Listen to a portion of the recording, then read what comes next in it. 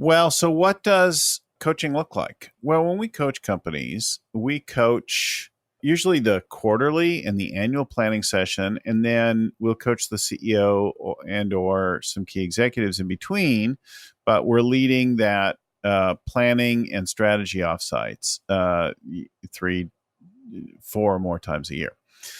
So that's what it looks like. But what do the interactions look like? What does it come from? What's our thinking in that? So this call today, this podcast episode, is a call of a live coaching session with a guy that was connected to me through somebody else that we've done some work with. And he's got a 10x goal. He wants to do more than 10x the company in the next 3 years, a rapid growth, which is something that I love. And he's been working on a lot of parts of it, but we dive in to see what is the next step in his development. So listen in for this live coaching call with Tim Vogel as we talk about how to scale his business in the pet industry. So listen in.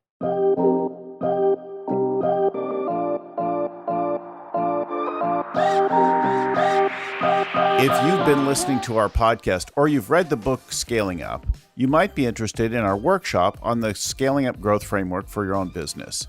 We have a workshop coming soon to San Francisco, and we have a few $100 discounts for our loyal podcast listeners while supplies last. Just go to scalingcoach.com/workshops and then enter the code SUP. That's SUP for Scaling Up Podcast when you register. We'll see you there. Hello and welcome again to the Scaling Up Business Podcast. I'm your host and scaling coach, Bill Gallagher.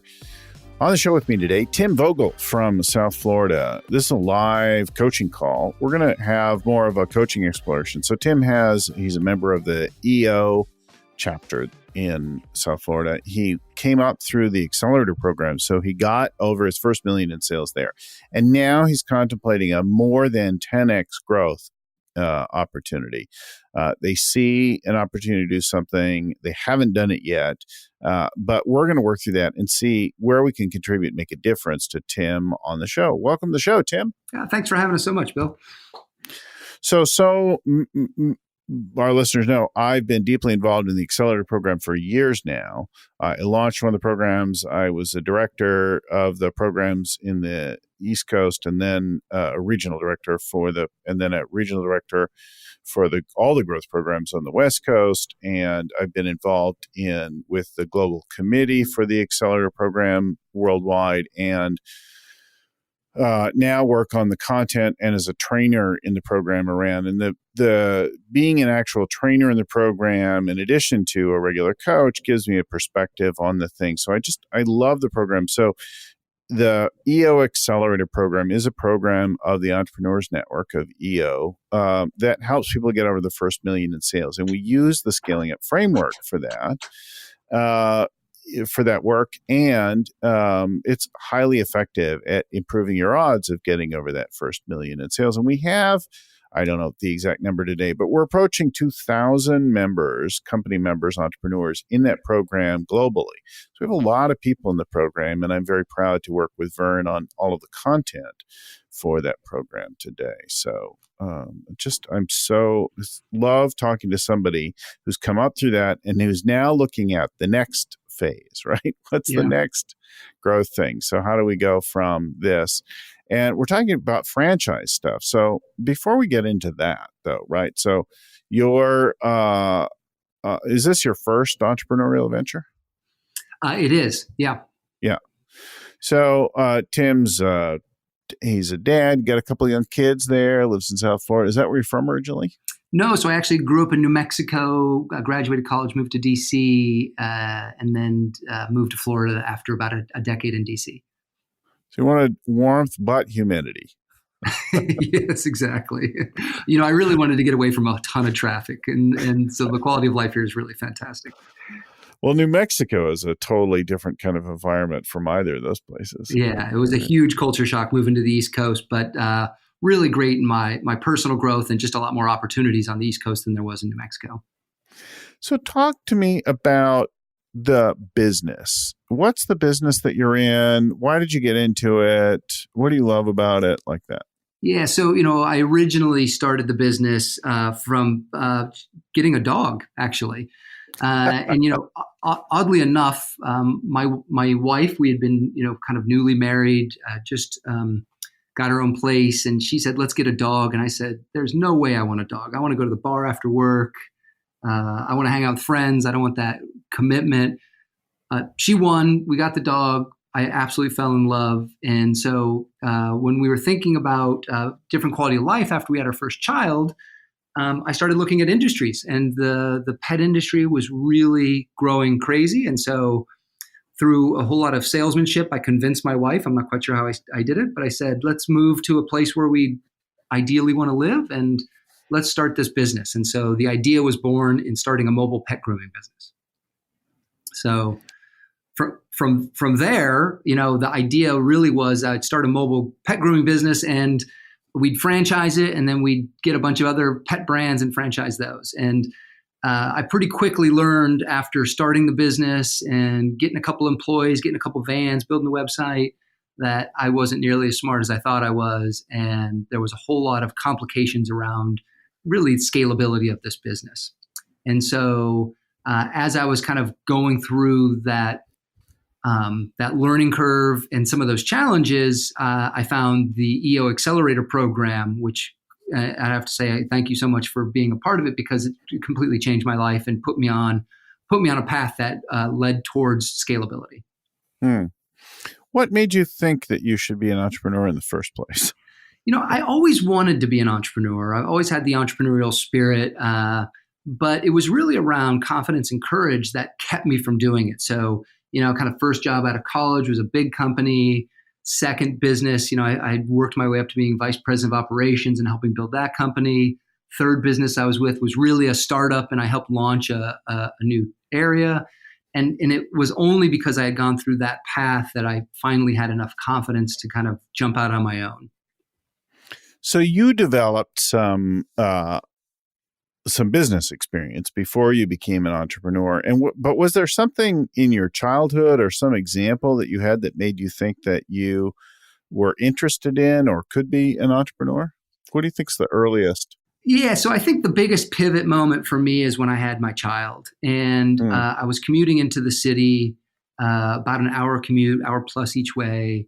And I really started asking the big questions, which I hadn't really thought about. And it was about quality of life. It was about significance. It was about contribution.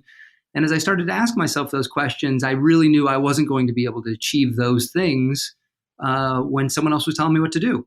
And so upon really soul searching, we had some real heart to hearts. And I think fatherhood really was the impetus for that really finally made me pause and reflect a little bit. And I, really kind of came to the conclusion that I wanted to do something that mattered and to do something that I cared about.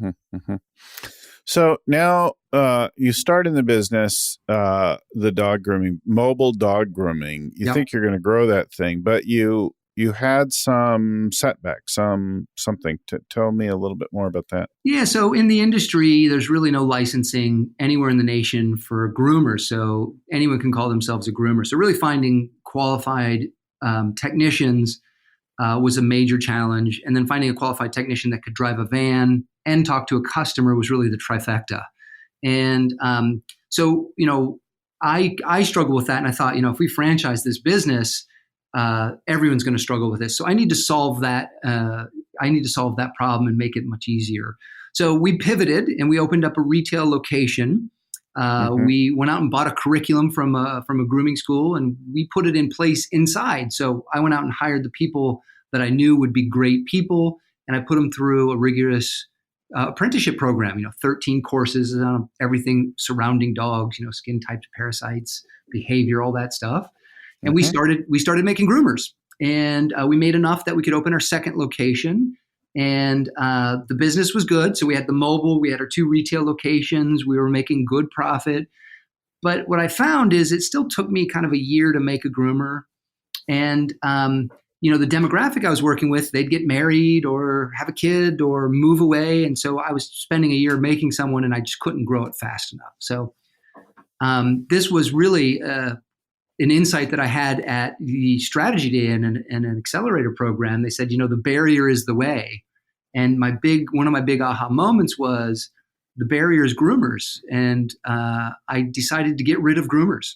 And so we opened our third location where we didn't do any haircuts. And part of that aha moment was really kind of some other insights, like the dog grooming industry is really focused on haircuts. But if you look at the 10 most popular breeds in the US, only 2 of them need a haircut, but all dogs need care. And that was really our big pivot. So we pivoted to really serving the 80% of dogs out there that aren't getting care that need it, and not really focusing on the dogs that need the haircuts. And so yeah. What do you do? So we created a signature service. So we renamed the business. We named it Skin Hound. Scent is an acronym: skin, coat, ears, nails, and teeth, the 5 core areas that dogs need care. And we really became a dog wellness business. So really preventive care. So for $25 a month, a customer could come in with their boxer or their lab or their golden retriever, and we'd wash them, we'd clean their ears, we'd clip their nails, and we'd brush their teeth. And then we'd give them a report card. Wait a second. Wait. I have 2 dogs. Let me understand this. So $25 a month is a visit or multiple visits? Is a visit. A visit, right. And for that, you wash them. Yep. You clip the nails. Yep. Clean the ears. Yep. And brush the teeth. Yep. Brush the teeth. Yep. Okay. So number one reason dogs go to the vet, number one reason in the nation is ear infections. And it's very simple. Clean their ears once a month and you won't have ear infections. 80% of dogs by the age of 3 have periodontal disease, and you could extend their life 2 to 5 years if you cared for their teeth on a regular basis. So, but nobody really knows that. So we tested that, and we found out that there's still a segment out there that wanted haircuts. So what we did is we reverse engineered it and said, okay, we'll do a haircut, but we'll only do one haircut, not the 200 different breed standards there are. And we made it membership based. So it's once a month, $25 for one service, or $45 unlimited. So if you paid $45, you can come in every day if you wanted. And that service was a home run, because we found that people who had dogs like the labs, the boxers, want to be great dog parents. There's just not a fast, easy, and affordable way for them to do it. And so we started testing different membership models, testing different shampoos, testing all kinds of stuff, and ultimately came up with the right mix. And now we have thousands of customers coming to our centers every single week on their membership. And so I love the membership. So then they pay and they can come in, and they make appointments also to come in? Yeah. So really our big focus, and one of the big reasons I think our service is valuable, is number one, we preset all their appointments. So they come in, one of our main KPIs is rebooks, so that they've already got a set accountability to bring their dog in. So it's already kind of on the calendar. And the second thing is we put all of our centers in grocery store anchored shopping centers so that they can combine their errands. So now I have an appointment on a Thursday. I combine it with my grocery store run. I drop the dog off. I go to the grocery store. In 15 to 20 minutes, my dog is done. I pick him up and I go home. So, and you do a cut now? Yeah, so we do basically, we have 5 branded haircuts. It's basically one haircut. You just choose the length. And so that wildly simplified all of the grooming. So we're not stylists, and that's not what we're about. But if you want a nice one length all over, easy peasy. Yeah. Interesting. Okay, so none of the fancy cuts. You're not doing the little poodles with the poofs and the legs and the things like that. The final part is we really kind of broke the grooming process into 3 pieces so that you only pay for what you need. So the basics is the bath, ears, nails, teeth. Then you can add on a blow dry and a brush out, and you can add on a haircut. And you can do that each part based on what your needs are. And it's $25 or $45 a month for the basic, and then it's an extra cost for the blow dry and brush out, and an extra cost for the haircut. Interesting. Okay, so and how many locations are you in now? So we have 4 retail locations now. 4 in South Florida. Correct, all in Palm Beach County.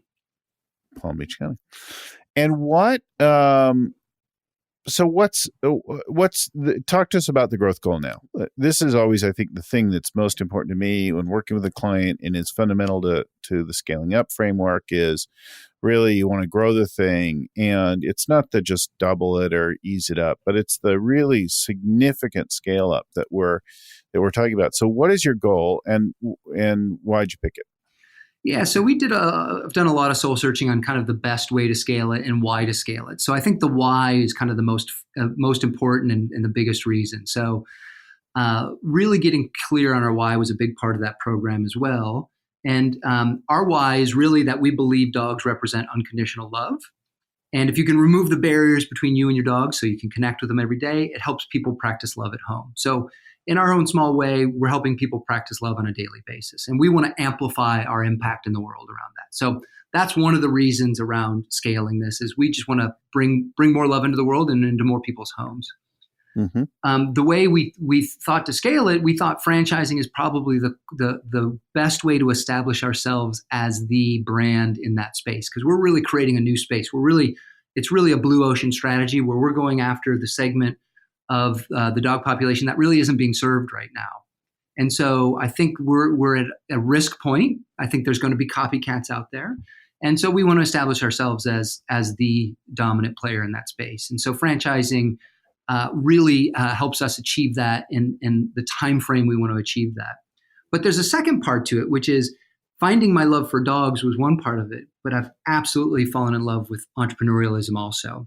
And so I was in the accelerator program, but I also became a coach of the accelerator program. And then I ultimately, this last year, ran the accelerator program. And I just love working with entrepreneurs and people who I love seeing people who can experience the joy of being an entrepreneur as well. So franchising fit that model where I could help somebody become an entrepreneur in a very safe environment that I knew better than anybody and could really guide them through that. So one of the pieces of our franchise system we're putting together is that we will have monthly accelerator-like meetings with all the franchise owners to make sure that we're accountable to growth and to the processes, systems of the business. Mm-hmm. Mm-hmm. So what's the goal? So the goal is 100 franchises at the end of 3 years. We're halfway through our first year right now. So okay. we want to grow 10 this year, 30 the following year, and 60 the following year. And how many franchises do you have now? So we just started the process the beginning of this year. So we have 0 closed, but we've got a very mature pipeline now, and we're very excited. We're close. Okay, so the goal is 100 franchises, and you've just begun to sell the franchise program. And I assume you've developed the offering and all of that a bunch now? Yeah, so we've created partners, so marketing partners, content partners, sales partners. So yeah, we've created the offer. We've developed the pipeline and all the stages within the pipeline, and so that's all put together. And what about on the operations side of things? Is your operational model well honed? If I become a franchisee, do I have a clear playbook for every aspect of the business? Are there great reports and business systems? Do you have great question, scorecards and checklists and things great like question. that? So yeah, really the entire year of 2018 was building that infrastructure and coming up with what we call the brand manual with all the brand standards. Mm-hmm. And I always say to my fellow EOers, if you really want to know your business and develop processes, franchise it, because you have to really nail everything down. We even went so far as I watched the movie The Founder, and they had this tennis court scene where the McDonald brothers are on a ladder and they're mapping out what their restaurant looks like and then doing role play. Yeah. We actually took all of our managers and we did an entire day of that to really get clear on what were the right processes, what was going to be the scent hound way. And then if we had differences, we set about testing each and every one of those, time tests, quality tests, and then we ultimately came up with our system around that. So the process is really well baked, documented, and then put into a learning management system. And then KPIs is the other really big thing. So we've got 4 main KPIs. One of them, which I learned in the accelerator program again, is called labor efficiency ratio, which put 15% on our bottom line by just putting that in front of everyone on a daily basis. Mm-hmm, mm-hmm. So you've got that piece. What do you feel like is your big challenge then? What's the gap for you? Yeah, so I'm really passionate about developing an amazing product and service, and so I've always been tinkering and building the operations and the processes that support that. And I think that's really where my strengths are. The area that I'm learning a lot about franchising, but the area I'm really moving into is the sales and marketing portion, and there's a learning curve there for me. And so, the area that we're really working hard on getting better at is lead generation, and then really management of that pipeline through close. And so that sales process and each of those key moments in that sales process we're working on, and we don't quite have it worked out yet. And I think that's what I need to get better at in order to get to our goal of 103 years. Mm-hmm.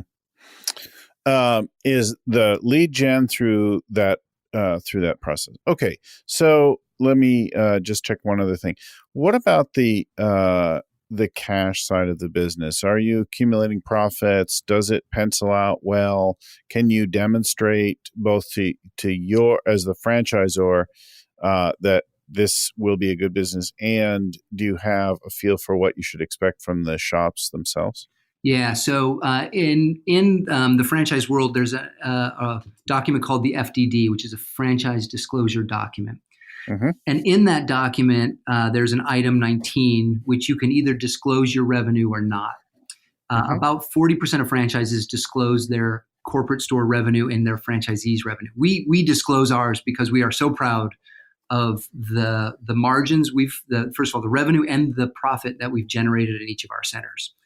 Mm-hmm. So we have a very strong model, which we're very proud of. And anyone who comes through that process at a certain stage in that process gets the FDD, reviews it, and then is able to kind of have a conversation with me about all the aspects of it.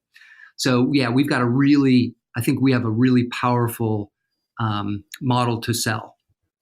Okay, good. Okay, so in the world of lead gen, what are you doing now?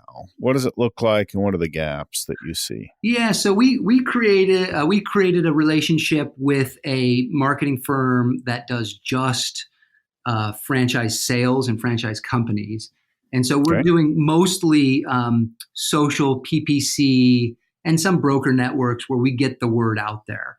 And so the first thing is generating kind of the right volume of leads. So what does that look like? And in that lead gen, kind of how do we geo-target certain locations, and how do we target certain demographics so that we get that lead in? I feel like we've gotten better at that, and it's obviously with the help of a professional group that knows a whole lot more than I do. Mm-hmm. Mm-hmm.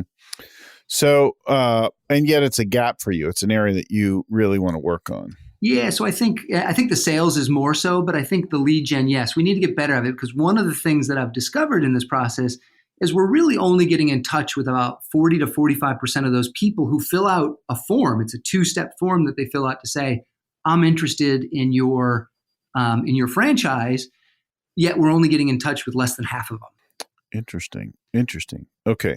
So that's what's happening right now in the world of sales. You're getting some leads in, but you're not getting in touch with all of them. Yeah. So, that's where I'm laser-like focused. So one of the things we just changed is we would get this lead and we'd make a phone call. And, I really I just don't think people answer the phone anymore or want to talk on the phone anymore.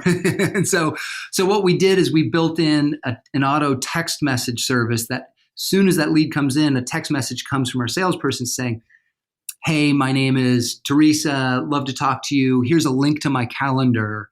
Let me know a good time to chat. And we only put that in a couple weeks ago, so we're watching how that might improve our contact ratio. The other thing that we're working on is, and we haven't done this yet, but really talking to the people in the way that they talk to us. So if it's a social media like a Facebook lead, I think it would be better if I actually responded to them on Facebook instead of with a text message or something like that. So we're trying to figure out a way to talk with them in the channel that they're talking with us. Mm-hmm. Mm-hmm. Okay, so some thoughts from our world, right? So first of all, it sounds like you've done a lot of the basics. You know your purpose, you know your values, right?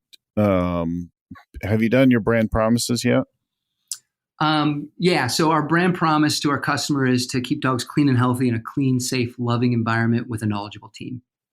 Right. I think, though, that you need a brand promise for the franchise partner. Yeah. So what can they count on? You want to think about and work on what they need in that realm. And that's usually something that you'll iterate on, but I think that's probably really useful to spend some time looking at, right? Couldn't agree more. Yeah. Yeah. So honing the brand promise for that. So because that's what, as a franchisor, what do I need and want from this? Why do I care? So I want to know what the brand promise is to the world, to the consumer, because I want to know what kind of a business I'm going to be running as a franchisee, but I want to know the other side of it. And then, so core customer then also comes into play.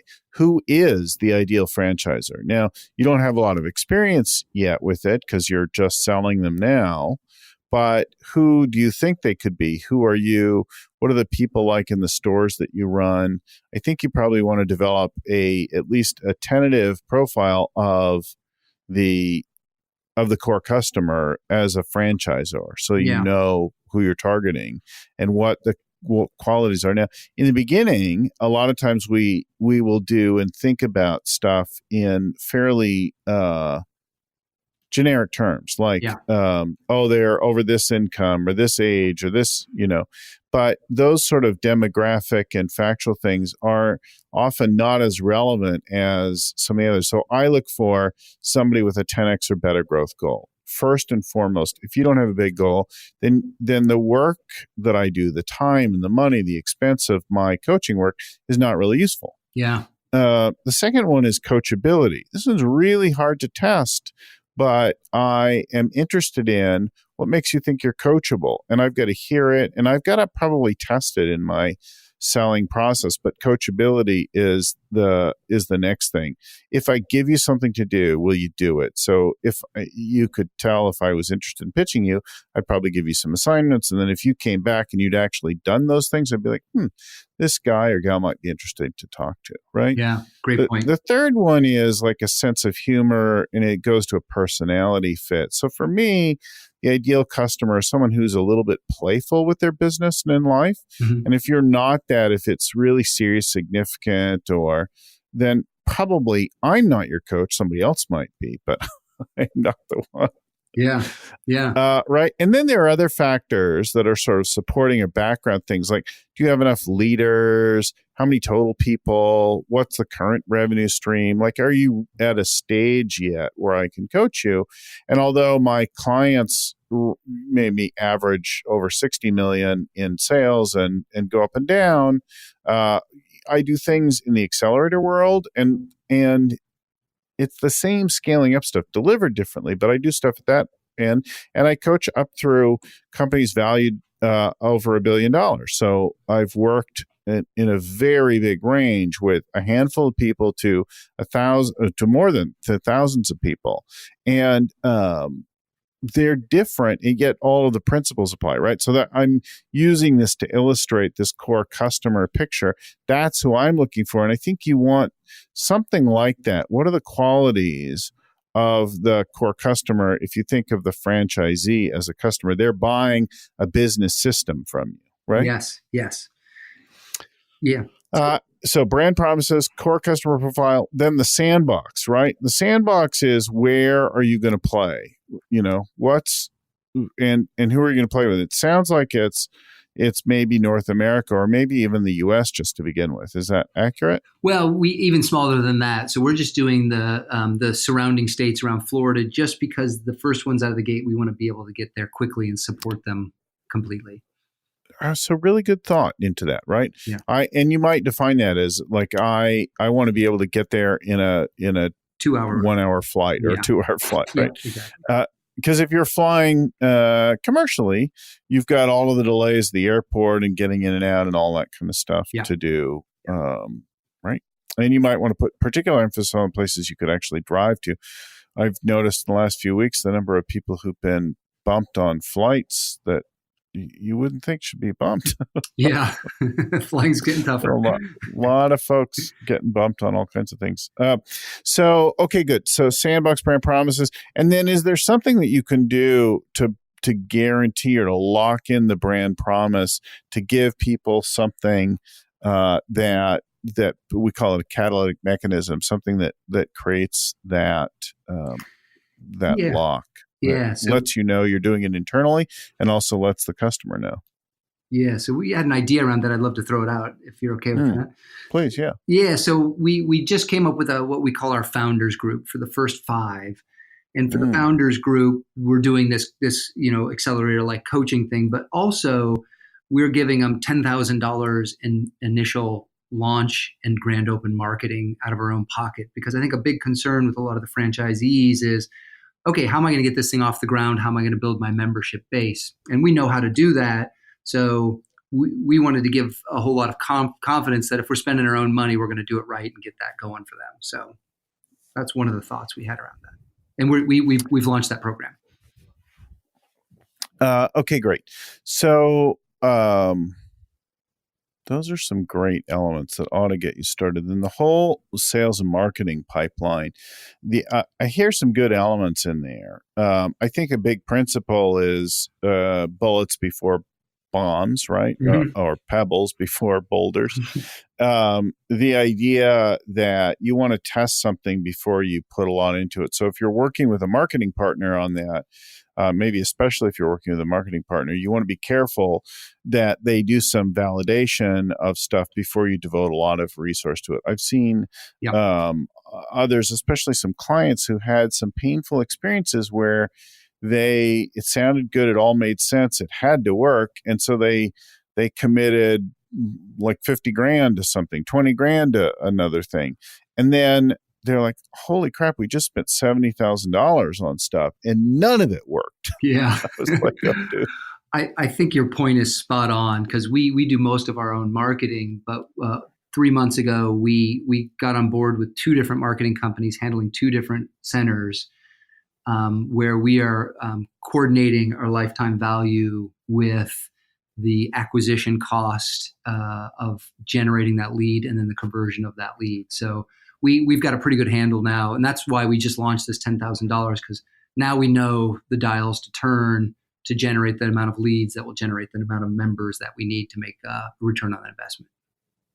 Yeah. So there are a few folks to study. And in our world, in the scaling up world, there are some great success stories. And one company that I think you might want to study is O2E Brands. We've had Brian Scudamore on a couple times as a guest. And Brian's founder of O2E Brands, and the brand within that group that's probably most visible is 1-800-GOT-JUNK. Mm-hmm. And it's different from your business in that it's not as location driven, right? They have trucks that move around and pick up your junk and get rid of it. So they don't have to pick a location, and that's less critical there. But the people, the marketing and selling the franchises, they've got really good at, and I think they'd be worth studying. Brian's pretty open about a lot of that stuff, so you can go and read him online and right? Yeah, just to riff on that for a second. So I did buy his book and then Double from the previous day. Cameron Harold, but I'm going to sing EO's praises again. I joined my EO group, which is CEOs of just franchise groups. Oh, great. And I did my first retreat with them in February, beginning of March. And we visited Brian, and he was gracious enough to give us a tour and hang out with us for a little bit and really answer all of our questions. So you're absolutely right on with that. And my learning was pretty significant there. So you probably heard the importance of finding good people partners. Yes. He's big on that. And it really sunk in for me. Like it's a recruitment process, not a sales process. And I should probably correct my language around that. Good learning. Yeah. All right, good. Well, you actually already learned that. I just helped you remember it. Yes, exactly. And I've got to get better at that. And find ways to integrate that. So the key thing with so many of these things, I mean, it's a nuanced relationship. So I used to run a jewelry brand, and we sold through retail partners. We sold a little bit online. Today it's all online, or virtually all online, and that business. But in the beginning, it was started selling through department stores and then specialty stores and eventually TV and so on, and catalogs. but that brand, so we had the core customer, the collector, we called them, Mhm. and we developed our language around collectors. And these were the fans, the people that loved the jewelry that ultimately bought it. So there was a set of language and promises and experience and things from the collector. There was a profile for the collector. And we had developed a persona. We went on site to visit them. And we picked some super fan type collectors, and we videoed their environment, and we learned who they were, and we developed a persona around them. Mm-hmm. The second thing and there were some changes. So one of the things that we noticed is that there was self-purchase and gift purchase. So, but the person most likely to collect and would and to give it was the person who also loved it for themselves. So they're giving something they loved. Yeah. And then the other group were partners, and they were the people that we actually sold to. So the partners were the people that we sold jewelry to on a regular basis, largely at wholesale. And those partners, the reason that we didn't think of them as customers versus partners, although in fact that's who we sold to and collected money from in most of the cases, is that they weren't buying the jewelry for themselves. They were buying the jewelry for their business. Why would you buy jewelry for your business? You'd buy it because it's like fuel. So if your business is the engine, the product that you put in that business is the fuel that burns up, if you will. Yep.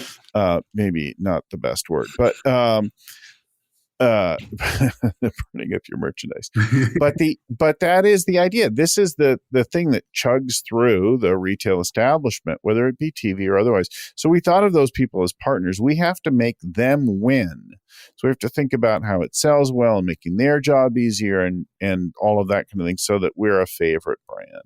Mm-hmm. And I think developing those two perspectives was really useful. But even then, we had to choose well. And I remember one time we were about to do, we were starting a large test, and we spent a lot of time cultivating this thing to do with Macy's. And it was there are a lot of things to do with a major retailer around the distribution, in particular something called EDI, but all of the distribution kind of handshake. And I had an interaction with the buyer in the middle of it, because it was hard to get done, hard to get things approved and so on. And of course, when it doesn't go well, they charge you back or assess fees that they use to improve their profit margins and cover their costs. And I had this sort of a difficult phone call. And in the middle, towards the end of it, I felt odd in the middle of it. And I was looking for some help to work through the roadblocks and resolve this. And I realized, wait, I'm with the wrong person. And this is the wrong company. Yeah. It's not just one person. It's this whole environment. And so I said, you know what? I think that if this is like this at this stage, we should maybe not be in business together. Yeah. And that we're probably not a good cultural fit for each other. So this was like a bombshell in the phone conversation, though, because this buyer, this Macy's buyer, is like probably not ever had somebody say that to them, because they're so big. They represent such opportunity. Yeah. She was shocked and irritated, or it sounded that way. Yeah. I don't know how she actually was, but she sounded shocked and irritated. And she's like, well, fine, bye.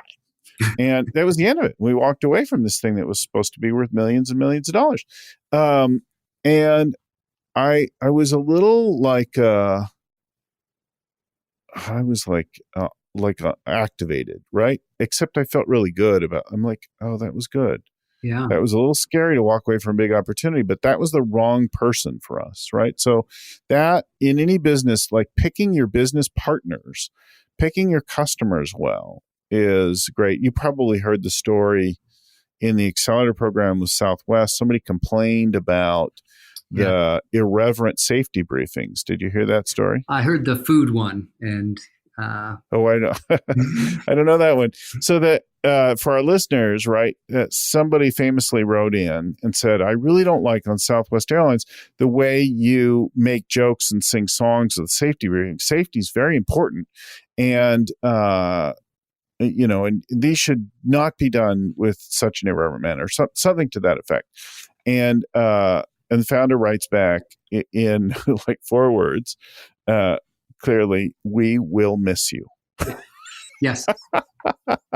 Because their promises are lots of flights, low fares, lots of flights, and lots of fun. Yeah. And in that order, right? And he just knows that that's who they are. Like fun, irreverence is who they. So she should go to another carrier. Yeah. Perfect example. Yeah. Right. So I think that's really relevant to you as you get the sales process done. And you'll know those people that it just is magical where you fit. They belong with you. You belong in each other's worlds, right? Yeah. And what's occurring to me around this part too about partners and customers is I think we have exactly the same dynamic, which are, solopreneurs, people are going to operate their own Scenthound, and ultimately we'll be looking at multi-unit franchisers, people that have an operation infrastructure that want to open more of these. And I think looking at it through that exact same lens is who are our partners and who are our customers, and putting a profile on each of them could be super powerful for us. The other folks I suggest you talk to are some franchisees of other systems, not to sell them, but to learn from them. And there was a woman who came up really quickly and graduated from the Accelerator program in the Utah chapter, where I was leading for their program for a couple of years. And she was a Great Clips founder. So I would network to that group within the EO, and I would talk to her. But for our listeners, I think that the thing that I'm telling you to go do is you're not going to go sell her, but you're going to learn what was it like to be on the other side of that? How did she choose Great Clips? She now has quite a group of them. She's really learned and innovated, but she also will have opinions on what the franchisor does well or doesn't do well and things absolutely. to look out for. So getting in the mindset of your business partners. 100%. Great suggestion. And I will reach out. All right. And the last thing I heard you say is about responsiveness. And I think it's really great that if people communicate to you in one realm, you want to continue to communicate to them in that channel or that domain until you both agree to go somewhere else. Right. So there's nothing worse than like tweeting out some company because you're having an issue or something like that. And then they say, call us back on this number, and you call them and they don't answer. Yeah. Right. You think, okay, I called you there and what the hell? So now I'm going to blast you over here on Twitter again. Yeah. I'm not a big Twitter blaster, but using it as an example. Yeah. Staying in that same channel and then being responsive. I think one of the things that I notice, especially about all of our online things today, is that people will fire off stuff at all times of day and night. Like, I'll go to bed and then I'll wake up in the morning to comments from Australia, right? Yeah. And so people will chime in at different times in different channels, and learning to communicate has become more complex. Yes. So, and in that middle of the night, I think we also get those franchise leads that, someone can't sleep, and at 1:30 in the morning, they're like, I don't like my job. Let's check out this franchise. And maybe in the morning, things feel different to them. And so, trying to figure out how to connect with them when we have them at that moment that's another challenge for me. And I'll have to give that some thought. I think that having immediate and automated responses to things is nice, unless they try to pretend to be a real human. So if you automate something, say, and I get a confirmation, it's like a positive handshake. It says, okay, this company got something. So if I do something online that I get an email message back or text or whatever, it says, we got your message. It's going to a rep in your area. You'll be contacted within. So managing expectations, but and it could be automated. It could even say, hey, I'm a robot. I'm replying to you. Yeah. That's an interesting point. Or it could, I don't know that you necessarily need to be explicit, but that immediate kind of handshake, acknowledgement, follow up, something to think about, and so on. And then some options. I don't totally love. I get pitched via LinkedIn every hour, roughly. So I probably get more than 20 a day from LinkedIn things.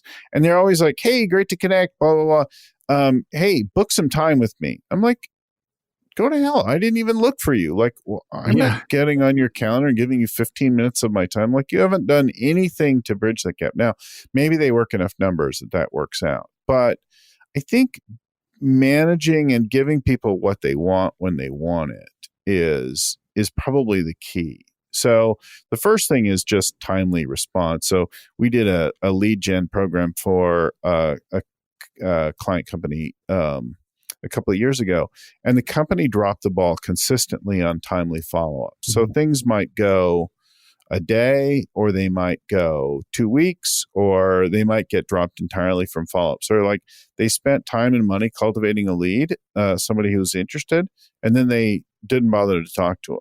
Yeah. So something like that is generally like within the hour to within a few minutes to acknowledge and to begin the response, right? And certainly not less than the next business day. In your world, you could do something like next business day for the real conversation, but you certainly can't string that out in terms of just the acknowledgement. Like, I need something right away to say, you got this, you'll be in touch. And the companies that's like boom, boom, boom, and they're in touch, they're following up, it's thoughtful, it's right on point, it's what I asked for. Yeah. That's the company like, wow, this is a company to do. So that systematizing that the way you did the dog business, I think is what I hear you working on. Yeah. And I would encourage you to keep thinking about that. Exactly what's that experience like, and how do we make sure that that's predictable, that speedy serve system is developed on the sales marketing side. Yeah, something really shot out for me on that is this this response. What spoke to me is this response and letting them know it's automated versus a real person, if it's like in the middle of the night kind of response. Right. Because the way we have it right now is it's like a real person. It's like, hey, thank you so much for contacting us. My name's Teresa. Throw something on my calendar. But that certainly doesn't play if you're at 1 a.m, Teresa's not texting you. Right. And so that could be, I could see that being off-putting or not as powerful. So that's a great insight. Yeah, but if I do something, getting a text back right away saying, okay, we work, we're in Florida. We work the hours of 9 to 5 or 10 to 4 or whatever it is you do. Yeah. And we generally respond within an hour in those times.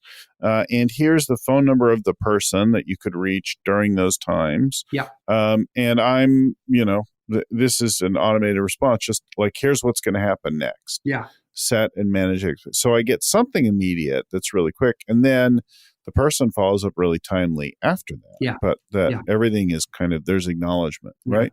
Yeah. And giving them information like, okay, try to figure out the ones that don't go well, what you need to do to be different. Yeah. Yeah, absolutely. The other thing that I hear in this as an opportunity, I don't know if you've done it or if it just doesn't come out, but if you could bring branding to everything.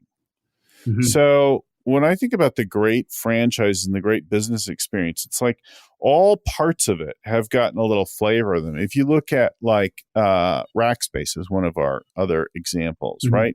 They don't have employee of the month. They have the fanatic of the month. And they put the employee of the month, the fanatic of the month in straitjacket. They take their picture, right? They put the sign out in the parking lot that says fanatic of the month. So they park there. That kind of thing where even something like that, like everything's branded all over the place, reinforces those core principles and adds real uniqueness and personality to your business. It's not a generic business anymore. Yeah, there's a lot of fun things we could do, especially with dogs, about wagging and barking and stuff like that. So yeah, I could see that. I got an ad for like a co-working space in one of my social feeds yesterday. It was probably on Instagram. And so I clicked through the link because I'm always looking at different meeting spaces. Not because I have a formal office and all that, but I clicked through the link and I'm like, everything's generic here. And if I'm looking at your location or whatever, I want to know what it looks like. If you want to know why WeWork is a huge business at this point now, there might be questions about their finances and things like that, but it's a massive business that's grown handsomely and charges a real premium, but it's because they make it really cool. Yeah. When you go into a WeWork space, it's an experience. It's a unique branded experience. And so ScentHound, right, ought to have a whole range of dog related things that are part of that world. And so there ought to be that branding onto the partnership experiences and the staff in the stores and all of that, right? Yeah. Great insight. That membership. I feel like I'm part of some. And when you think about that, we recorded recently an episode on aligning your strategy and your culture. And when you get the two really well aligned, this is the subject of Denise Leon's book. When you get the two aligned, you've got some real power. So when who you are in the world and who you are internally are well synced up, there's some real synergy there that can happen, right? So if your whole experience working in the business and the way you operate is synced up with who you present yourself to the world, and it's really unique, you built a strong culture around it. I think there's some real power there. Yeah, absolutely. And sharing values across that line between back of the house and front of the house and all that stuff. Yeah. All right. Well, we've talked a ton. What are your takeaways? Yeah, so really, there's a whole bunch, and so thank you for your time. And some of the big takeaways that I would say is, reach out to people, understand both sides of the equation, people who have been franchisees before, and really understanding that, getting really clear on what our ideal customer looks like, getting clear on our sandbox, getting clear on our promise to the franchisee. We've got a promise to our customers, but really getting clear on what the franchisee wants and then putting that into a promise. And so I think that's probably something like, we're going to be there for you through the whole process. We've got you, that kind of promise around something like that. I love the idea of partners and customers and coming up with two sets of ideal customers and approaching them in a unique ways that are unique to each of those customers. The auto response and just being kind of totally transparent about how we've set it up so that the customer knows that, this is automated or this is really us. And then just what we talked about, I thought was really great around, just making it fun and putting our flavor in everything that we're doing and just having a great time with it and just kind of being the brand and everything we do. That's awesome. Great. So it was a pleasure talking to you today. I look forward to seeing how you grow, and I'll be paying attention to you. And please send us a note back to that. If you want to find out more about Tim's business, go to scenthoundfranchise.com and you can read a little bit more about it there. Of course, we're here every week with a new podcast episode on scaling up. One of our author gurus, one of the other coaches, a CEO, any range of things that have to do with getting your people, strategy, and execution right, or the four big areas from scaling up, and also yourself, like how to develop yourself as a leader in the process to grow your business. So you'll find all of those and more, over 160 episodes now at scalingcoach.com. So on any subject you might find something that's of interest to you that could help you with something you're dealing with. A lot, big back catalog there. Scalingcoach.com, along with all the show notes, the downloads, the links, all of our free tool worksheets, plus a free copy of the Scaling Up book. You just pay the shipping and handling, and we'll give you a copy for free. Scalingcoach.com. Thanks again, Tim. Thanks to our listeners. Talk to everybody again next week. Thanks, Bill. Super valuable. Take care. Don't forget to register now for our next workshop on scaling up. To get one of our limited $100 discounts for our podcast listeners while supplies last, just go to scalingcoach.com/workshops and then enter the code SUP. That's SUP for Scaling Up Podcast when you register. We'll see you there. All right, big thanks to the original growth guru, creator of all this mess, Vern Harnish, my mentor, and the person we're thankful for developing first the Rockefeller habits and then the whole scaling up framework along with the whole team at Gazelles. Big thanks to them. This show was produced by Lucy Summers. Audio production is done at Podfly Productions, and the audio editing is led by Albert Burge, with show notes compiled by Ayn Kodina and proofread by Tim McGowan. If you got any value out of the show, pass it along to somebody else. Share the love. You can go and show us some love too. Go and like and subscribe wherever you are and give us a review. We always benefit from that. Helps to build the following for the show. We could really appreciate it if you, in your seat, reached out and did that now. You can subscribe right there while you're doing it as well so that you don't miss any of our shows. Drop us a line. Let us know what you'd like to hear more of or what parts you love.